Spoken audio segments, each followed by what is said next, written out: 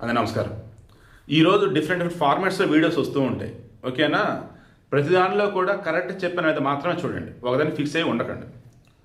ఇప్పుడు నేను చెప్పాను, ఈరోజు మన ప్రధాని మోదీ సారీ సార్ మీరు ఓడిపోయారు, సారీ మోడీ గారు మీరు తల వంచారు, సారీ మోడీ గారు ప్రపంచం ముందు భారతదేశాన్ని తల ఉంచుకునేలా చేశారు. ఎవరండి వాళ్ళు? కాక్రోచులకి మీరు భయపడతారా? రేపు ఎలుకలు వస్తాయి, చిట్టెలుకలు వస్తాయి, పందికొక్కులు వస్తాయి, ఇలాగ ఢిల్లీ వచ్చి నిరసన చేస్తాయి. మళ్ళీ ఆ మంచి రాజీనామా చేయించండి. మరలా మీరు ఏదైనా బిల్లు పెడితే బిల్లుని విత్డ్రా చేసుకోండి. మరలా మీరు ఏదైనా చట్టం తెస్తే చట్టం వెనక్కి తీసేసుకోండి. ఏంటండి ఇది? మీకు బాగా గుర్తుంటే 1 year అవుతుందా, 2 years అవుతుందా? రైతులు కేంద్ర ప్రభుత్వం తీసుకున్న చట్టాలను వ్యతిరేకిస్తూ ఆ రైతులు కూడా కేవలం పంజాబ్ చుట్టుపక్కల ఉన్న కొంతమంది మాత్రమే, నాన్ బీజేపీ వాళ్ళు, ఎస్పెషల్ అందులో ఎక్కువగా ఉంది ఖలిస్తాన్ వేర్పాటువాదులు. అది మొత్తం కూడా క్లియర్లీ స్పాన్సర్డ్ ఉద్యమం. అది నిజమైన రైతులకి కేంద్ర ప్రభుత్వం తెచ్చినటువంటి ఆ చట్టాలు ఏవైతే ఉంటాయో అసలు సూపర్ చట్టాలండి. అసలు అవి నీ రాష్ట్రం కాబట్టి ఎక్కడైనా నువ్వు అమ్మేసుకోవచ్చు, ఎక్స్పోర్ట్ చేసుకోవచ్చు, అండ్ నీకు ధర అనేది వస్తే ఎక్కడ లభిస్తుంటాడో అమ్ముకోవచ్చు. ఇలా చెబుతూ పోతే ఆ సూపర్ చట్టాలండి అవి. ఇప్పటికి నేను అంటాను.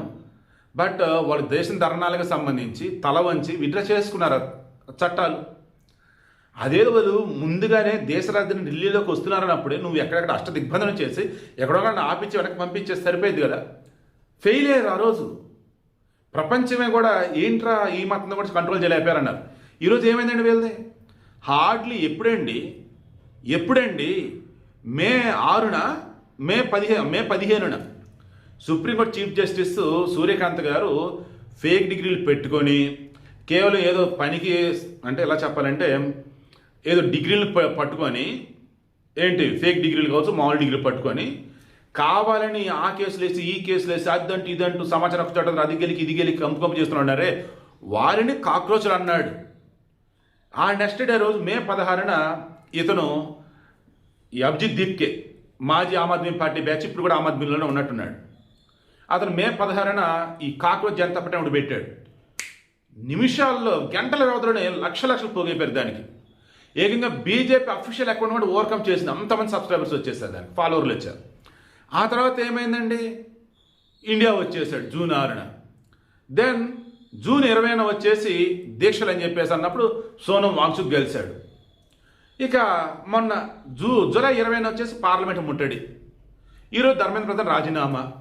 ఓ చిన్న అగ్గిరవ్వగా మొదలయ్యి ఈరోజు భారతదేశంలో ఉన్నటువంటి పాలకులు అనే వాళ్ళు ఎవరైతే ఉన్నారో వారిని కూడా గడగడలాడిస్తామన్నట్టు పాలన చేసేది ఎవరైనా సరే ఈ అగ్ని జ్వాలలు దహించి వేస్తామన్నట్టుగా ఈరోజు నిరూపించారు. మొన్న రైతులకు భయపడి ఈరోజు ఈ కాక్రోచులకు భయపడి ఇక మోదీ చేస్తున్నది ఏంటండి? మనం సపోర్ట్ చేస్తూ ఉన్నాం, దానికి తగ్గట్టుగా ధైర్యంగా ఉండాలి కదా, దానికి తగ్గట్టుగా వచ్చేసి ఎక్కడికి అణిచివేయాలి కదా. సో ఇక్కడ నేను డే 1 కూడా చెప్పాను, మేలోనే నేను చెప్పింది ఈ కాక్రోచ్ జనతా ఇవేం రాకముందే నేను చెప్పాను ధర్మేంద్ర ప్రధాన్ రాజీనామా చేయాలని చెప్పాను. ఎందుకు? గతంలో కూడా నీట్ పేపర్ లీక్ అయిందండి. ఒక రాష్ట్రంలో ఒక ఎగ్జామ్ పేపర్ లీక్ అవటం వేరు, దేశవ్యాప్తంగా పెట్టి ఒక మెడికల్ ఎగ్జామ్కి సంబంధించి ఒక ఎగ్జామ్ పేపర్ లీక్ అవటం వేరు. అసలు నైతిక బాధ్యత వహిస్తాను రాజీనామా చేస్తే ఎప్పుడు అయిపోదును, అసలు ఇంత సమస్య రాకపోదును. ఈరోజు ఏమైంది? ఈ బొద్దింకల వల్ల దిగిపోవాల్సి వచ్చింది. ప్రపంచం ముందు ఇప్పుడు ఏం కనిపిస్తుందండి? మోదీ భయస్తుడు, మోదీ పిరిగివాడు, వీళ్ళు కంట్రోల్ చేయలేకపోయాడు, మన రైతులు, ఇప్పుడు వీళ్ళు, రేపు ఇంకొకళ్ళు అసాంఘిక శక్తులు కావచ్చు, లేదన్నప్పుడు పాలకులు ప్రవేలోనే రాజ్యాంగబద్ధంగా ఏదైనా డెసిషన్స్ తీసుకుంటే మాకు నచ్చలేదని చెప్పేసి రోడ్లు ఎక్కితే నిరసన తెలియజేసి చివరిగా విత్డ్రా చేసుకుంటే ఇంకెందుకు వాళ్ళు పాలకులుగా ఉండటం, ఇంకెందుకు వాళ్ళు వచ్చేసి ప్రజాస్వామ్య దేవాలయం పార్లమెంట్లో ఉండటం? అవునా కదండి? సో వీడియోని సింపుల్గా చెప్తున్నానండి, మోదీ మేబీ నెక్స్ట్ టైం ఉండకపోవచ్చు ప్రధానమంత్రిగా. యోగి ఆదిత్యనాథే కరెక్ట్. మరలా చెప్తున్నా, మన కుర్రాడు ఎవరో చెప్పాడు చూసారా, అఖిలు ఆయనే కరెక్ట్ అని నేను అంటున్నా. యోగి ఆదిత్యనాథే కరెక్ట్, నో డౌట్. యోగి ఆదిత్యనాథే కరెక్ట్. ఎవరైనా ఎక్కడ ఉంచాలో అలా ఉంచుతాడు, ఎక్కడ ఏమేమి కట్ చేయాలి కట్ చేస్తాడు. సారీ మోదీ గారు, మీరు భయపడ్డారు. భారతదేశం ఈరోజు ప్రపంచం ఎలా కనపడుతుంది తెలుసా? అరే అక్కడ ఎవరైనా రోడ్లకి గొడవలు చేశారనుకో, ఢిల్లీ వెళ్ళి నిరసన చేశారనుకో, అయితే మంత్రి దిగిపోతాడు, లేదా ప్రభుత్వం పడిపోయింది, లేదా వాళ్ళు చేసిన చట్టాలు వెనక్కి తీసుకుంటారు. ఇలా ఏహే అక్కడ వచ్చేసి స్టెబిలిటీ ఉండదు, అబ్బే కష్టమే, ఇలా అయిపోయిందండి ఆల్రెడీ ఈరోజు. నేను చెప్పింది నిజమా కాదా కింద కామెంట్లో తెలియచేయండి.